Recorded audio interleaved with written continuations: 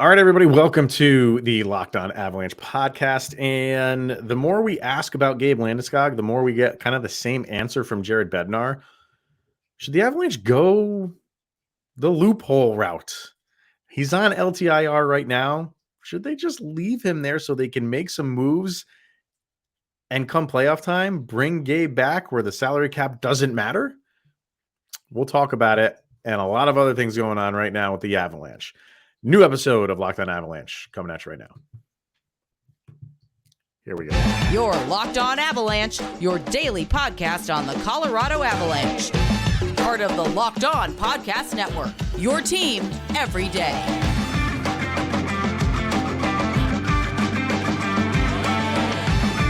All right, everybody, welcome to the Locked On Avalanche podcast. We are part of the Locked On Podcast Network, your team every day. Thank you for making this your first listen of the day. That is always appreciated. Follow us on our social media outlets, LOPN_Avalanche on Twitter, Locked On Avalanche on Instagram. Questions, comments, concerns, and opinions to lockedonavalanche@gmail.com. And follow us on our YouTube channel over on YouTube. Hit subscribe, get notified when a new show goes live. And all right, sir. So we're actually recording this one on your birthday. So, and it's not coming out to the day after. Was it an enjoyable birthday for you this year? Oh, it's fantastic. I got to spend it with my kids, so I can't top that. And you informed me of the birthday gifts that they gave you. Yeah. And I feel like you need to share that with the masses. They got me 2 jars of spicy pickles, Mountain Dew Code Red, and Easy Cheese. And canned cheese. I mean, they know me so well. And you were happy as can be. I'm telling you what. That's the best there is, right? All right. So my birthday is in like a month and like a week or so. So I don't think my kids can top that. I don't drink soda. I'm not a fan of the canned cheese, believe it or not. And even as a kid, I don't think I really liked it that much, but I don't know. We'll see. I'm totally that guy from the Goofy movie. The Leaning Tower of Cheesa. Yeah. All right. On today's episode, we will be discussing Corey Pronman over at The Athletic. A couple times a year, he comes out with a list, under 23 list, ranks all the players in the league. Like quite literally, there's like 150 some players on here. He did it about 6 months ago. We had an episode or a segment on the episode about that. So it's updated. Some surprising things in there for the Avs. We'll get to that. And we'll get to the Calgary game, obviously, which is going on tonight. But first, we are going to start with Gabe Landeskog. And we've talked about him, so many times over the course of the season. Quite a bit for a guy who has not played a second yet.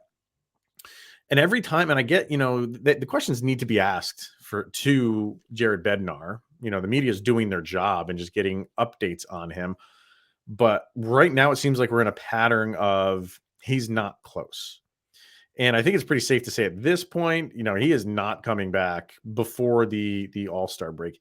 And I think he said, we'll get to Byram and Manson in a minute, but he did update on those two and said they are likely to come back right after the All-Star break. So if they're coming back right after the All-Star break and Gabe Landeskog is not anywhere close, we could be getting into March. Mm-hmm. So because of that, if it is, let's play the hypothetical game and let's say he's not coming back until March. He's already on LTIR. Do you then play the loophole game that Tampa did oh so well in keeping him on LTIR, and then you have a little bit more flexibility in making trades, in making moves, bringing guys in who would obviously count against your cap, but you can't bring Gabe Landeskog back. If you make moves, like as soon as you bring Gabe Landeskog back in the regular season, he immediately counts against the cap. So do you leave him there and wait for the playoffs to come around and then bring him back right at the beginning of the playoffs where the salary cap does not exist? It's a lot of people don't like this because they feel like it's gaming the system, and it 100% is, but it is within the rules and teams do it all the time. Should the Avalanche go down that road? If you would have asked me this question last year, I would have laughed at your face and said, never, ever bring this up in my presence again. After seeing what I've seen so far this year, I say, let's do it. You know what? Well, continue your thought, and I'll. It works follow up. twofold. It works twofold. It's the carrot at the end of the stick saying, we make it to the playoffs, captain comes back. Make it there, he joins the team. Whatever we build with these trades and moves that we could do with the LTIR being, freeing up some cap space, we can kind of play around a little bit. Put a team together, really make a push for not just making the playoffs, but better seeding in the Central. Get into the playoffs. Here comes Gabriel Landeskog, the Thor-like captain, just standing there ready to go. It's like a second wind getting into the playoffs where we're not so beat up and we just make it. We could put the pieces there, get there, and then bring him in. Yep. I don't see why not. So, and I just wanted to check Cat Friendly because I know he's still on there. Darren Helm was before he was on LTIR before he came back. He's still listed with the active roster, according to Cat Friendly. So, depending on you get an update on him, if he's going to be out for the season, you would just throw him back on there too, on long-term injured reserve. You'd throw him back on this. So, yeah, I think that the standing, the where the Avalanche stand right now within the Central and just the playoff race, I think this is maybe something that I don't want to say you entertain it and you keep Gabe Landeskog out. Just if you don't think he's going to be healthy at any point during the month of March, and I think you would it would benefit you. It's a weird thing to say that, but what is the difference between bringing him back with a week or two left in the season and just having him come back at the start of the playoffs? Now, the difference might be the playoffs are serious business here. Like we're in the business of winning Stanley Cups, and having a guy come back and have his first game of the season be game one of the playoffs is a little bit of a risk because you need him to get going and get all of that. I understand that. If the Avalanche were at the top of the standings right now, I don't think they would be I wouldn't be entertained. I shouldn't say they. I don't know what they're thinking. I don't think I would be entertaining this. Things are fine. You're at the top of the standings. What's the point in doing that? Make some of your depth moves that you can probably still fit within the cap. But right now you're fighting for your playoff life right now. And come the trade deadline, you will know. And I think it benefits the Avs that, the trade deadline in March, you will know more exact where he stands in coming back. And if his expected time back is pretty close to playoffs, why would you not do it? I have two little additional things to supplement your diatribe right there. Mm-hmm. Number 21, Peter Forsberg. Mm-hmm. We've done it before. He came back, missed the entire season, came back for the playoffs, led the playoffs in scoring. It's happened before in Avalanche history. So it's not out of the realm of a conceptual idea that we could come up with. Like it's happened before. 2, if it's one of those that he's nowhere close. Here comes April. What's the point of bringing him back a week or two before the playoffs, especially with what you're seeing out of Nichushkin, what you've seen out of Helm, coming back not quite ready. Right. Yeah. So you don't know where all of those injured guys right now stand. And I think that's why it benefits him that he's not ready. Okay, well, then you have a better idea right around the trade deadline of when he will be. And if it's, like I said, if he's beginning of March, I mean, you still have a month and a half before we get to March 1st. And if he's ready March 1st, then you know what? I don't think you do this because that's right on the. You'll give him a month. When's their last game? Let me bring up their schedule here real quick because it's obviously early April here, middle of April 14th, right? It's the Predators on the road. So if he's ready to go March 1st, that's a month and a half. You bring him back, and we're not having this discussion. Yeah. If you're within a month of the season, if you're in the Ides of March, and you got a month left of the season to go, then you're maybe thinking about this. But Gabe Landeskog is going to get out there as soon as he can. If he can't, and it's all legit that you're not just keeping him out to keep him out to play the game, to play the LTIR game, and it's close to the playoffs, and his first game back is a playoff game. He's a vet. He's a seasoned vet. It'll take him a couple games to get going, and that is a risk because it is, like I said before, you're playing to win championships. It's not like they would bench him. You're not going to bench your captain. That will give this team a boost, even if he only plays 8 minutes in that first game. It's going to be really interesting to see how this is navigated by the Avs. And it goes back to the earlier point, the carrot at the end of the stick. You really want to push for better seeding in that Central. If you get one of those top higher seeds, that's an easier opponent that you're facing in the playoffs, giving Landeskog ample time to work his way up. If you're having one of those tight matchups, like you want that 1 or 2 seed, like you really want a beneficial playoff matchup right out the gate so Landy can have a game or two. That's not going to cost the series. Right. Yeah. I mean, it's all dependent on when he can come back. And I'm sure they have a good idea of when it can be. And like I said, if it is beginning of March, it's almost like making a trade to bring in a new guy. You're getting Gabe Landeskog, just back on your team. And then you make a push for it, just like you would if you were to make a trade in place of Gabe Landeskog, who's not on the ice. It'll be fascinating to watch. Really, really, really will be. You touched on a couple other guys who are kind of making their way back, and it was reported both Byram and Josh Manson were skating before practice, and Josh Manson kind of like graduated, I guess, from the he's up to like the optional skate level, I guess, and I think it was Evan Rull who posted it that he was skating with Bo Byram, and then they called Josh Manson, and Bo Byram kind of like congratulated, like he was graduating. It was almost like he evolved like a Pokemon. He went from Manson to Mansasaur. So Manson seems maybe a little bit ahead of Byram, but they're both progressing nicely. And the other thing that he reported was Val Nichushkin was at practice not wearing skates. So this is another thing we were talking about the other day, is this, with the Darren Helm thing, he comes back, aggravates the injury that kept him out, and now he's out again.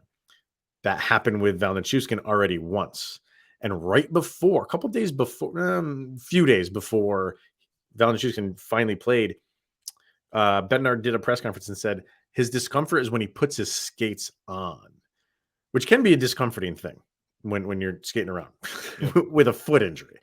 So it could be just, he can go come game time, but when you're going full bore during an NHL game, it might just flare up a little bit and you can't practice the next day. I don't want to be there with Val Nichushkin where you're taking the practice days off to heal. Yeah.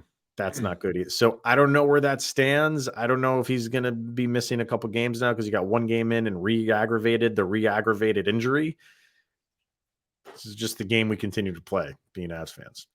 If I was Val Nichushkin, I would be on the phone with Peter Forsberg about how to navigate a foot injury, because that's his MO. That's what he played the latter half of his career with. So I would be talking, how do I manage this?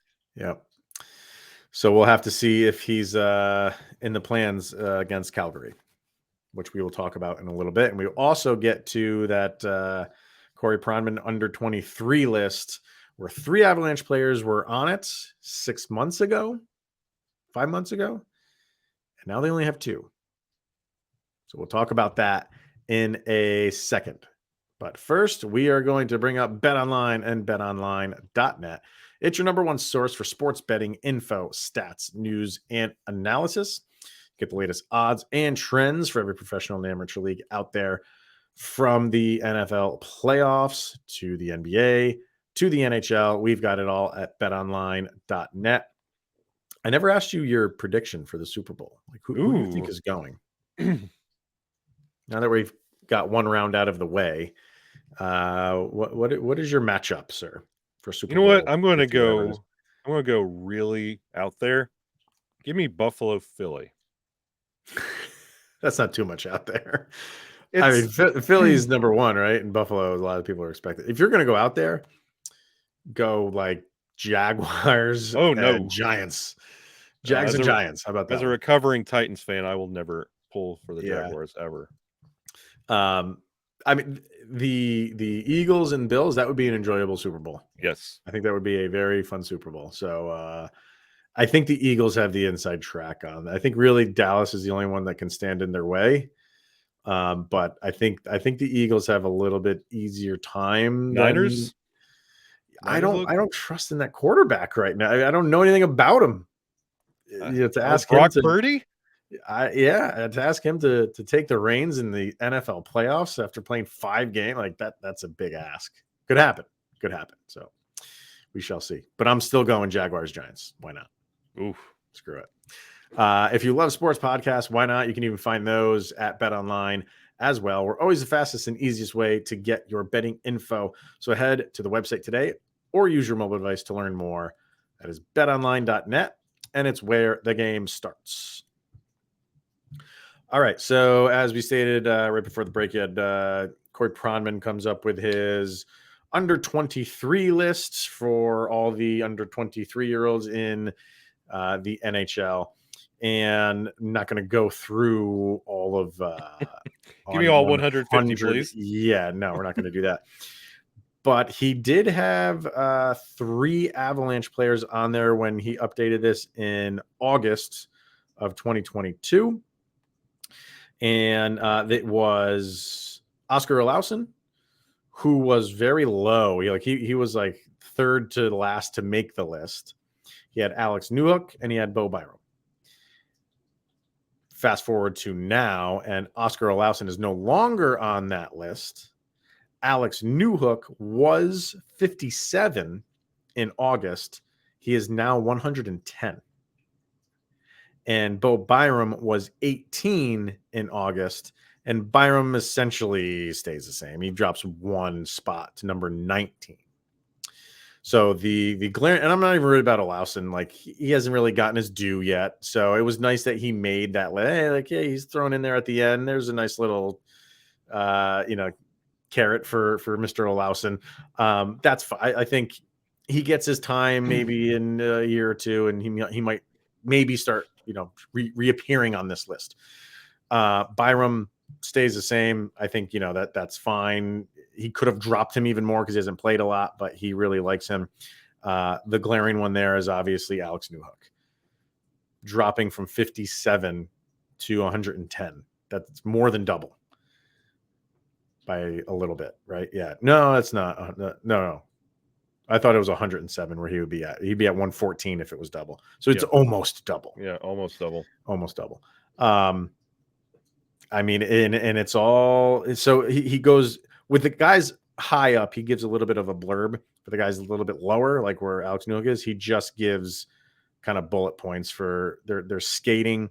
So for his skating, he gives them an above NHL average. His puck skills are average, NHL average. His hockey sense is NHL average, and his compete is above NHL average. So those are 4 things that he grades him on. And that's what you want. You want to be average or above average. So he likes his makeup. I have to believe a lot of this is just production based. Let's just say, honestly, let's take Newhook. He's played basically 2 years. He played 6 games in 2020, 2021. And he's played this season. So we'll just combine that and make that 1 season. Because that's and last year he played 71 games, 33 points. Which is fine for kind of like a rookie season. I feel like he was especially. Does everybody remember the days when he was in college and we were counting the days that he was going to make this roster? Mm-hmm. And it was fanfare. I think he had a rocket strapped to his back, and the hype train was behind him. And I think he became a little bit of a victim of the hype. Because when he made his Avalanche debut, thanks to Cale Makar, if you have a good college career and you come to the Avalanche, you are expected to be lights out, night in, night out. Makar didn't make it easy for everybody after him. And I feel like Newhook kind of fell into that. And he needed more time. He started out last year. Do you think, not to cut you off, but do you feel like he fell into that, or us as fans expected too much from him? I think it's a little both. Off the bat. Yeah. I think the game got to him a little bit, and I think he thought he was meant for more, and it just wasn't there. He was having problems catching up to the game. And like you read off everything, like his assessments, like everything's at about above average and average. Like his compete, I would have disagreed with the above average until the last couple games. He's been invisible for most of the season until here recently. Yeah. So is it disappointing for Alex Newhook? Is the career he's put up so far going into a contract, is it disappointing? 33 points last year being the stellar year. He's sitting on 16 right now. I know. Like you wanted him to take a step, and it was a big, not a risk, but it was a big ask. You know what I mean? But the Avalanche thought he was capable of doing that, and yeah, 33 points at 20 years old. That's a good season for him, especially on that team. And I don't know, like I don't say it's a step. I mean, you could say it's a step back if you want to use that terminology. I just feel like it's a massive learning curve for him. Is Alex Newhook as advertised coming into what you anticipated coming out of school to the Avalanche? Is this Newhook as advertised, or do you feel like you were sold a bill of goods? No, it's weird because like if you asked me that question last year, I would have been like, yeah, he's as advertised and he's on a good trajectory.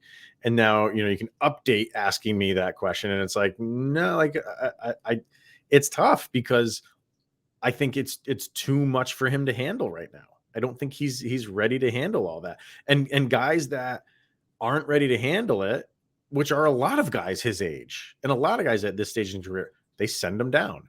The Avs aren't in the position to do that right now with him. Like you did it last year. You were in the position to do that last year because you had guys like Kadri and Burakovsky and even Tyson Jost to start the season. Like you had seasoned guys. You were awarded that luxury to send him down. You're not this year because of all the injuries that are happening. So and not only all the injuries, your roster, like you didn't have the luxury to send him down.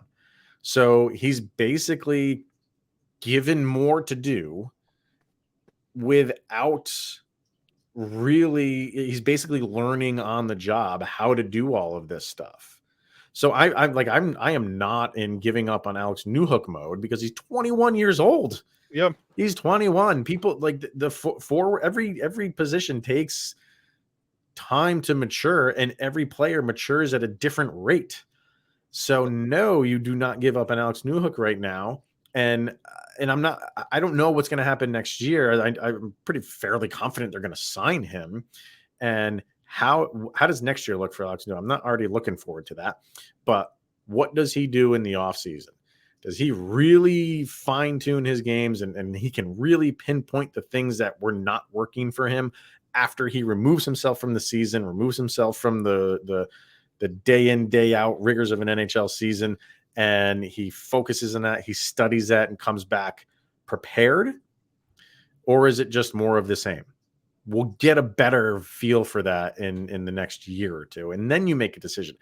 Why would this team, and this is the last thing I'll say, and then you can go, why would this team give up on Alex Newhook, who's 21 years old and has had basically one season to play with the team and had a pretty good season at that, when you've given Martin Kaut half a career to get it right? Yeah. they're not going in that direction, folks. Like, you don't give up on players that quickly in this sport. You don't do it. And I'm going to ask you one more question, Chris Maselli of Locked On Avalanche. It's been a pleasure having you here. Thank you.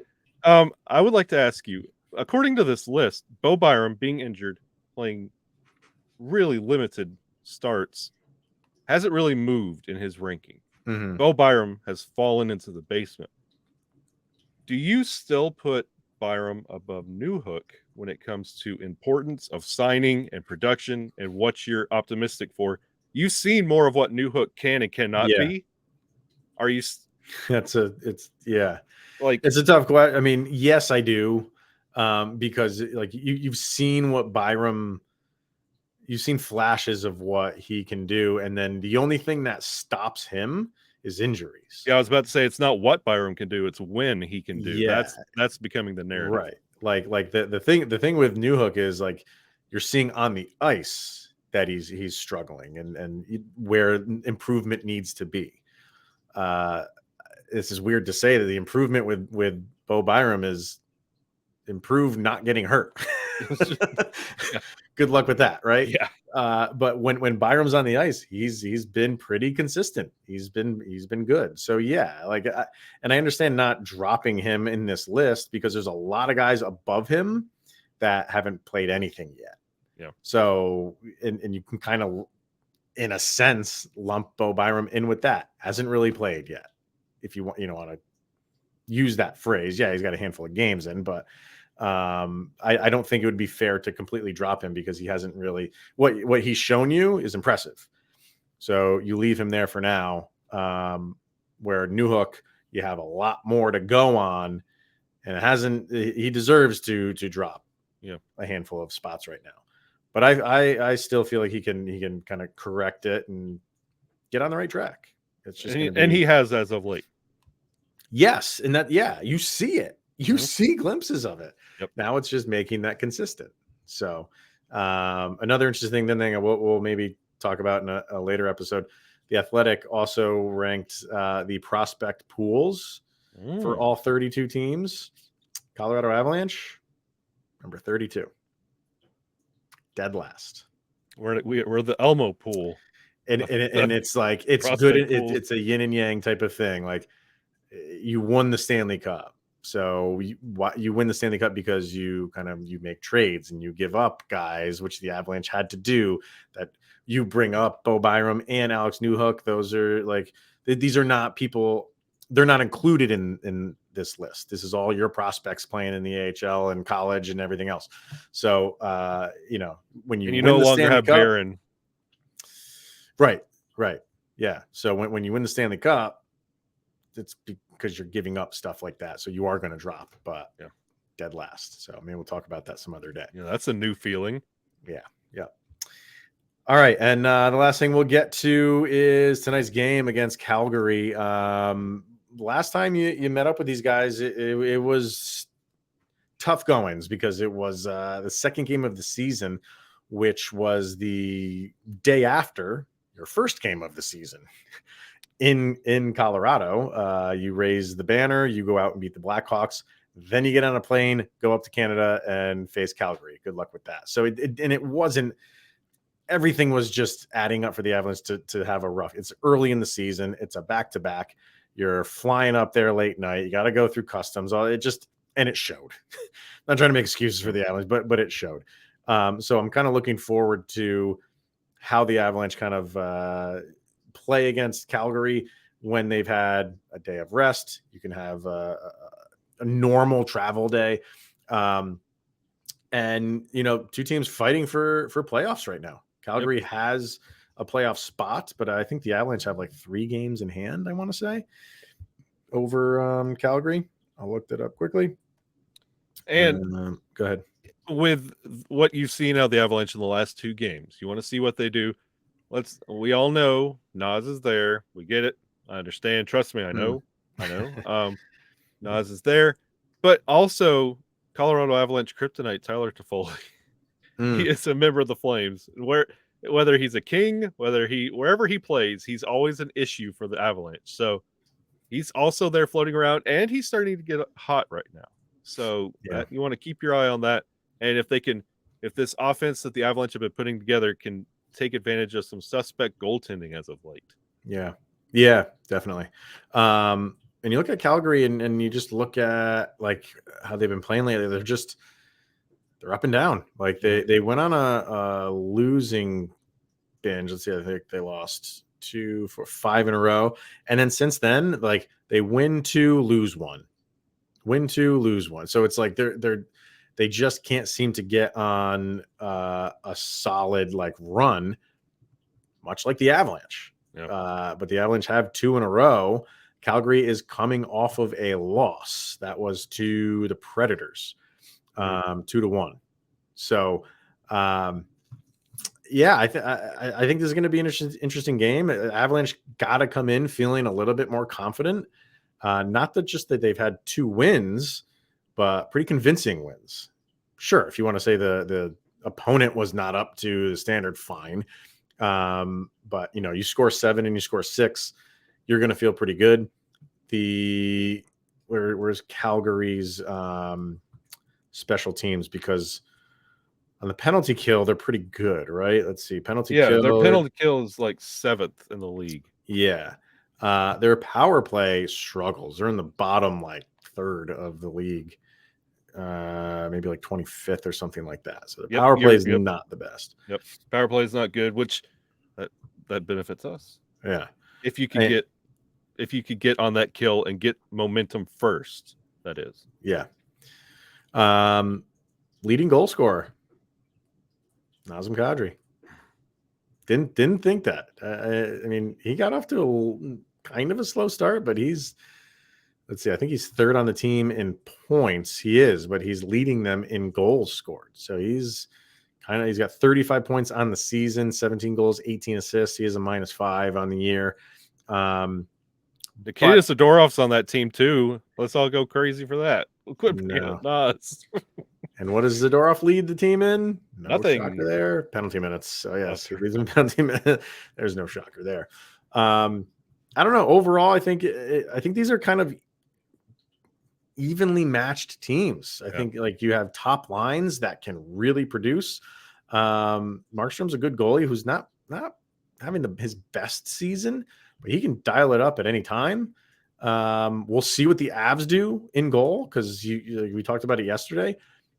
You have Pavel Francouz has those 2 games that the Avs have won. He's looked pretty good. Do you give Georgiev another rest and give him another day off? We'll see what the Avalanche do there because what's the game after this? They play in Vancouver. Ooh. So they do. Okay, so you have a back-to-back. So you have Calgary, day off Thursday, then you're in Vancouver on Friday, and then very next day you're in Seattle. So, we'll see. We'll see how Seattle's good. Seattle's playing better, yeah. Seattle. Would they win like all 7 road games that they were just on? Yeah, like, crazy. First team out of all the 4 major teams to win a 7-game road. That's crazy. That is crazy. So I don't think anybody could have predicted that. No. But we'll get to that before the weekend. I don't know. I think I want to see this, the Avs continue to play like they've been playing. And I think we'll see what happens with Nichushkin.